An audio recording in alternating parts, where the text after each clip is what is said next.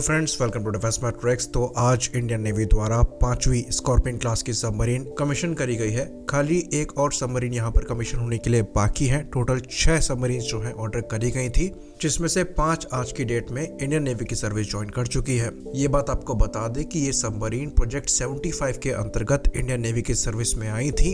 इनको टीओटी के through Majhgaon dock limited द्वारा इंडिया में ही मैन्युफैक्चर किया गया है। तो जैसे कि हमने डिस्कस किया, यहाँ पर 6 सबमरीन है। S-21 कलवरी, S-22 कंदेरी, S-23 करंज, S-24 वेला, S-25 वागीर जो कि आज कमीशन हो रही है। बाकी S-26 वागशीर जो कि अगले साल या फिर 2024 में इंडियन नेवी की सर्विस ज्वाइन करेगी। और इसके बाद प्रोजेक्ट 75 के अंतर्गत जितने भी सबमरीन्स के ऑर्डर दिए गए थे वो कंप्लीट हो जाएंगे, पर हमारी रिक्वायरमेंट जो है वो तब भी अधूरी रह जाएगी, क्योंकि प्रोजेक्ट 75I का कोई और छोर दिखाई नहीं दे रहा है। ये चीज हम आपको बता दें कि प्रोजेक्ट 75 और प्रोजेक्ट 75I ये दोनों बहुत कम टाइम पीरियड के बीच में एग्जीक्यूट किए जाने थे। इवन प्रोजेक्ट 75 और 75I के अंतर्गत जो प्रोडक्शन होना था ये पैरेलल में चलने वाला था।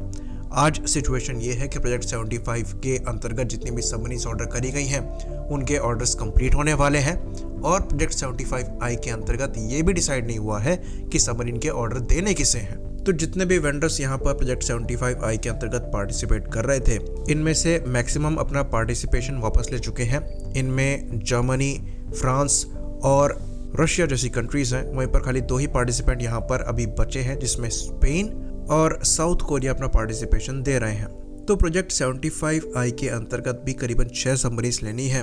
टोटल मिला जुला कर नई सबमरीन्स हमारी इन्वेंट्री में करीबन अब 12 होंगी, लेकिन जो एक्चुअल रिक्वायरमेंट प्रोजेक्ट करी गई थी ये 24 सबमरीन की करी गई थी।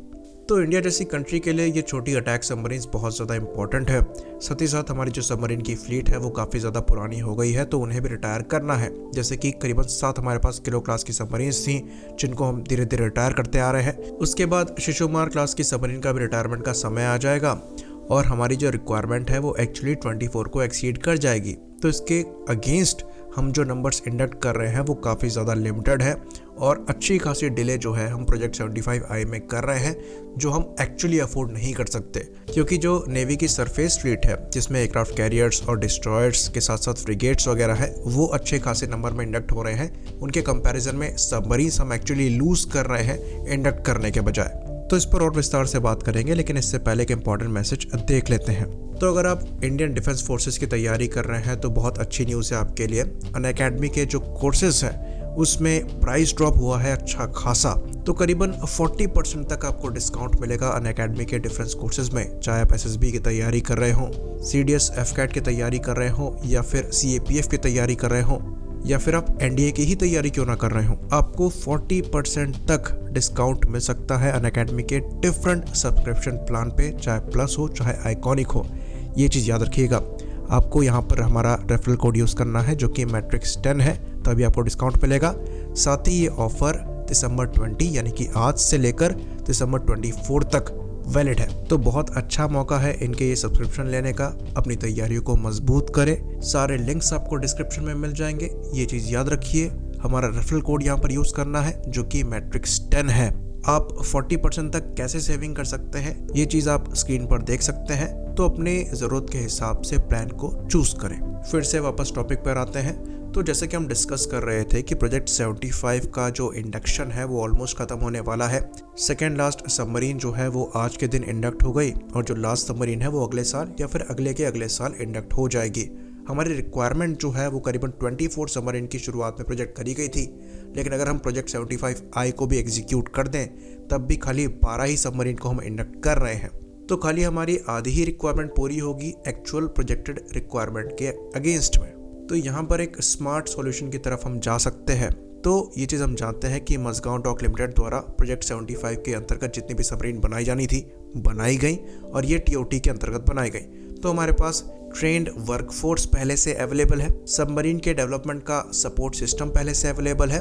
तो अगर हम फर्दर इन सबमरीन्स को बनाते हैं तो ये एक सीमलेस प्रोसेस होगा, और हमारी रिक्वायरमेंट भी एक्चुअली ज़्यादा सबमरीन्स की है, क्योंकि जो हमारे सरफेस वेसल्स हैं वो सबमरीन्स के कंपैरिजन में काफ़ी जल्दी सर्विस में आ रहे हैं। तो यहाँ पर हम एक स्मार्ट काम कर सकते हैं। तो जो एक्चुअल में प्रोजेक्ट 75I प्रोजेक्ट 75 के पैरेलल में नहीं चल पाया उसके लिए हम टाइम ले लें, पर एक प्रोजेक्ट 75 प्लस या फिर प्रोजेक्ट 75-2 के अंतर्गत एक और प्रोजेक्ट को सामने लाएं जिसके अंतर्गत स्कॉर्पियन सबमरीन्स को ही डेवलप करें। भले ही यहाँ पर हम कुछ चेंजेस को इम्प्लीमेंट करें, जैसे कि इंडिजिनस AIP का यहाँ पर इम्प्लीमेंटेशन हो या फिर साइज को बढ़ाया जाए ताकि एंड्योरेंस हम ज़्यादा निकाल सके, VLS को यहाँ पर इंट्रोड्यूस किया जाए, तो ये सब करके हम कम से कम जो प्रोडक्शन लाइन पहले से चलती आ रही है उसको बंद ना करें, ताकि जो सबमरीन की रिक्वायरमेंट है वो हमारी पूरी हो।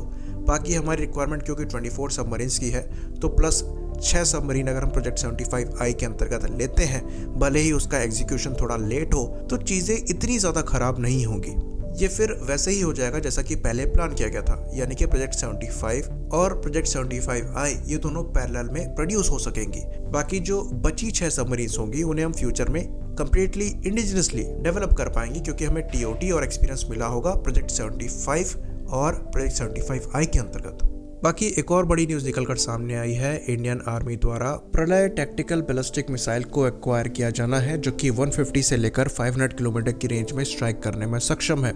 इस मिसाइल को आप रशियन इस्कांडर से कंपेयर कर सकते हैं।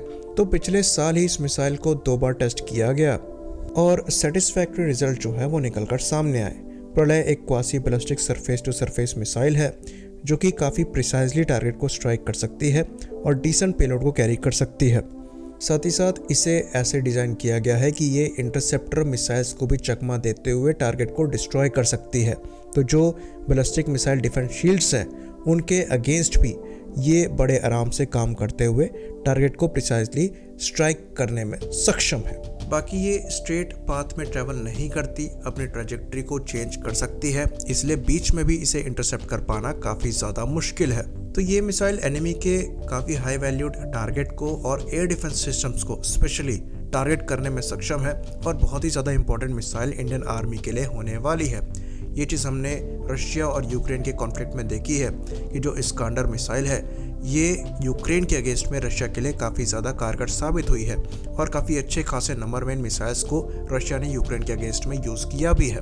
तो प्रलय मिसाइल ब्रह्मोस मिसाइल के कॉम्बिनेशन के साथ आपको longest range striking tactical weapons मिलेंगे और ये इंडियन आर्मी के पास जाएंगे। बाकी जो एक्सट्रीम लॉन्ग रेंज वेपन्स होते हैं ये स्ट्रेटेजिक फोर्सेस कमांड के पास जाते हैं, जिनमें न्यूक्लियर वॉरहेड कैरी करने की क्षमता होती है। तो इन मिसाइल का जो इंडक्शन है ये लॉन्ग ड्यू था, पर देर आए दुरुस्त आए, और जिस तरह की सिचुएशन चाइनीज बॉर्डर पे चल रही है, इनका इंडक्शन एक मैसेज भी चाइना को ज़रूर देगा। आई होप यहाँ पर इंफॉर्मेशन सारी क्लियर हो। इसी बात पर हम इस वीडियो को भी ख़त्म करेंगे। लाइक करिए, सब्सक्राइब करिए। जय हिंद।